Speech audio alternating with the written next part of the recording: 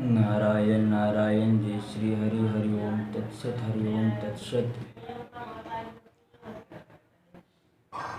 जय श्री राम हर हर महादेव। पिछले अंक में हमने राजा दुष्यंत के बल और पराक्रम और उसके राज्य का वर्णन किया था और हमने यह तथ्य उद्भाषित किया था कि कोई ऐसे अरे गहरे या किसी भी प्रकार से राज्य सिंहासन का अधिकारी नहीं हो जाता था। उसके लिए कई शास्त्रों में पारंगत, पराक्रम, शूरवीरता, निडरता, प्रजा के प्रति समर्पण की भावना, इन गुणों का भी होना आवश्यक था। आगे हम उस दुष्यंत के कथा का आगे वर्णन करते हैं और इसका वर्णन मैं विशेष रूप से इसलिए कर रहा हूँ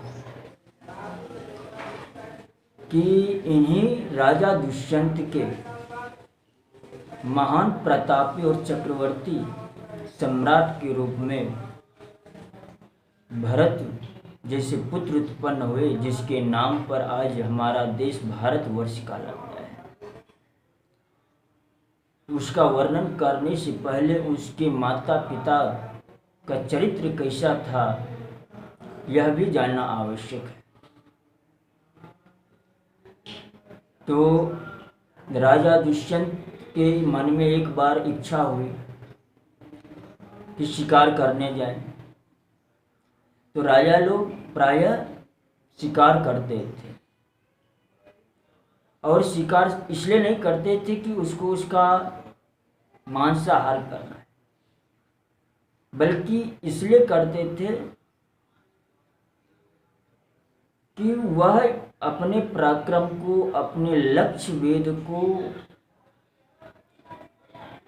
एक तरह से हम प्रशिक्षण कह सकते हैं, प्रशिक्षण के रूप में शिकार किया करते थे। हाँ, लेकिन हिंसक जीवों का जाकर के शिकार करते थे।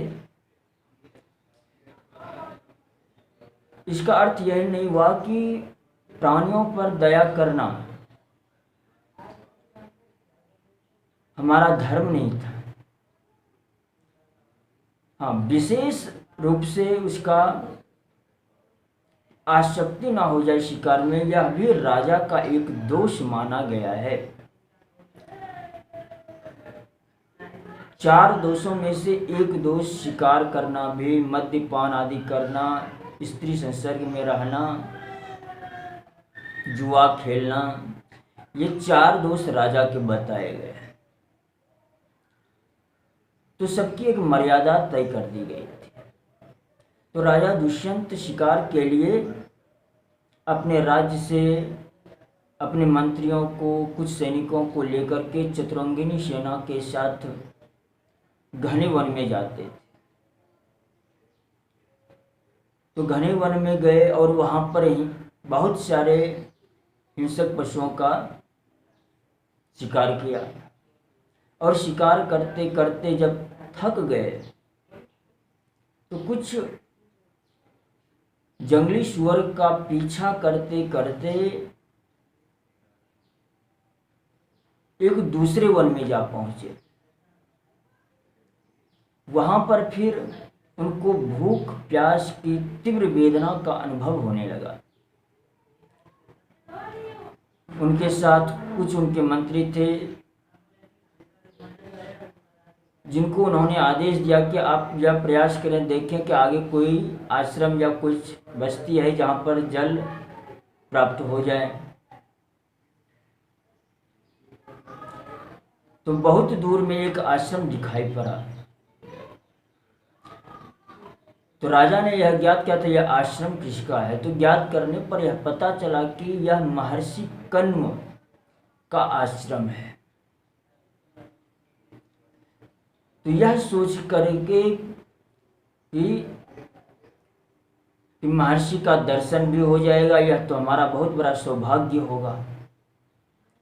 तो यह सोच करके वह महर्षि कनु के आश्रम पर गए। अब यहाँ पर महर्षि कनु के आश्रम का जो वर्णन किया गया है वह अद्भुत है। इससे हमारा उस समय का पर्यावरण के प्रति शांत वातावरण, यानी अगर हम कहें कि स्वर्ग को भी पृथ्वी पर उतार लेना, यह कला हमारे सभ्यता संस्कृति में थी। उस अद्भुत राजमहल के चकाचौंध में रहने वाले राजा दुष्यंत भी जब उस आश्रम में प्रवेश करते हैं तो देख करके उस आश्रम को आनंदातिरेक में प्रफुल्लित हो जाते हैं। उस आश्रम का मैं थोड़ा वर्णन करता हूं, यह आवश्यक है। राजा दुष्यंत ने अपने मंत्रियों को कहा कि हम अंदर जाकर के कनु ऋषि का आश्रम करते हैं और जब तक हम लौट ना आवे तब तक आप हमारा प्रतीक्षा करें। और जाने से पहले समस्त राज चिन्हों को, अर्थात मुकुट, जो राजसी वेश थे उसको उतार करके साधारण वेश में ऋषि के आश्रम में प्रवेश किया। अर्थात एक राजा भी आश्रम का, ऋषि मुनि का इतना सम्मान करते थे। और फिर तपस्या के भंडार और विकारी महर्षि कनु का वो दर्शन करना चाहते थे। राजा ने जब उस आश्रम को देखा तो मानो साक्षात दूसरा ब्रह्मलोक ही हो, इतना अनुपम, इतना सुंदर। नाना प्रकार के पक्षी वहां कलरव कर रहे थे, गुंजार कर रहे थे। भ्रमरों के गुंजन से सारा आश्रम गूंज रहा था। श्रेष्ठ ऋग्वेदी ब्राह्मण पद और क्रम पूर्वक ऋचाओं का पाठ कर रहे थे। यज्ञ विद्या और उसके अंगों की जानकारी रखने वाले यजुर्वेदी विद्वान भी आश्रम की शोभा बढ़ा रहे थे।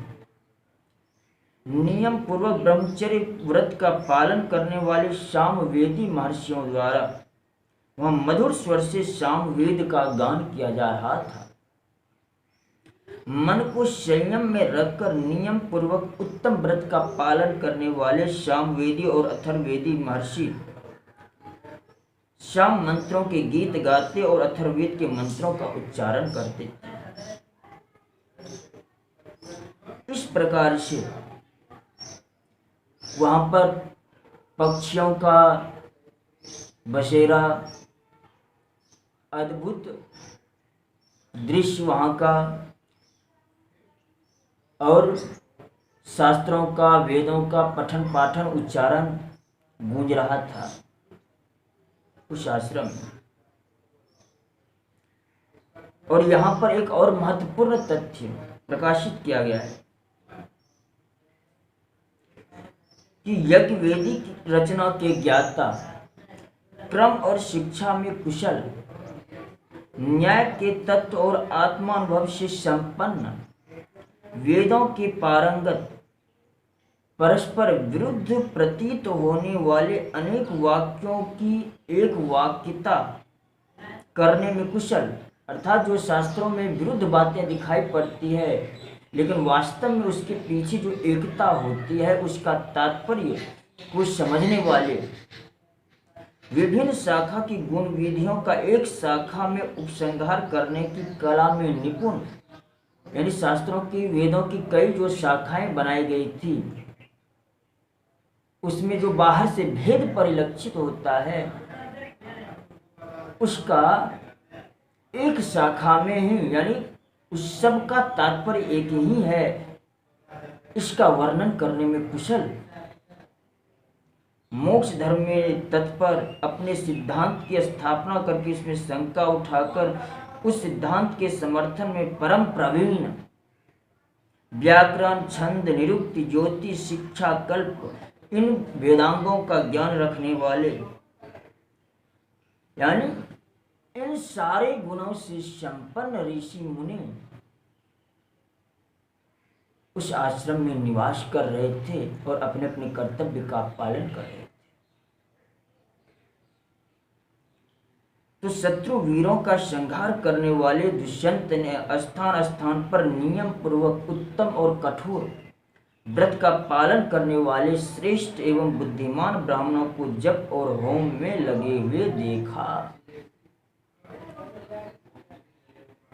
वहां प्रयत्न पूर्वक तैयार किए हुए बहुत सुंदर एवं विचित्र आसन देखकर राजा को बड़ा आश्चर्य हुआ।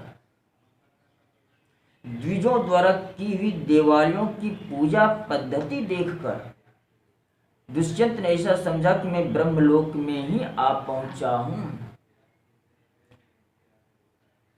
अगर हम इसको थोड़ा संक्षेप में इनका सारांश कहें तो कि सारे ज्ञान विज्ञान के केंद्र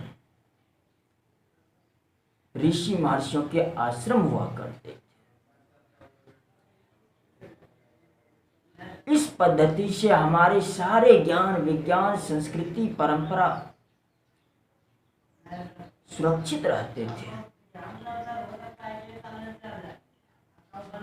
और इसलिए आज यह अत्यंत आवश्यक है कि उस परंपरा को हम पुनर्जीवित करें, जो कि आजकल आधुनिक शिक्षा, आधुनिक वाद जैसे व्यवस्था में ऐसा संभव हो ही नहीं सकता। आगे ये सब देखते हुए राजा दुष्यंत फिर आगे बढ़े। राजा दुष्यंत के साथ आए हुए अपने उन मंत्रियों को भी बाहर छोड़कर अकेले ही उस आश्रम में गए थे, परंतु वहां पर उन्हें ऋषि कण्व का दर्शन नहीं हुआ। अर्थात ऋषि कण्व उस आश्रम से उस समय बाहर गए हुए थे।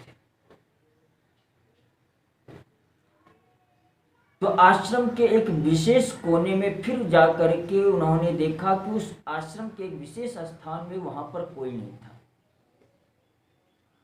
तो वहां पे राजा दुष्यंत ने आश्रम को सूना पा करके यहाँ कौन है ऐसा आवाज का शब्द का उच्चारण किया। तो उस शब्द को सुन करके एक जो कुटी थी, उस कुटी से एक बहुत ही सुंदरी कन्या मूर्तिमती लक्ष्मी के समान तापसी का वेश धारण किए आश्रम के भीतर से बाहर निकली।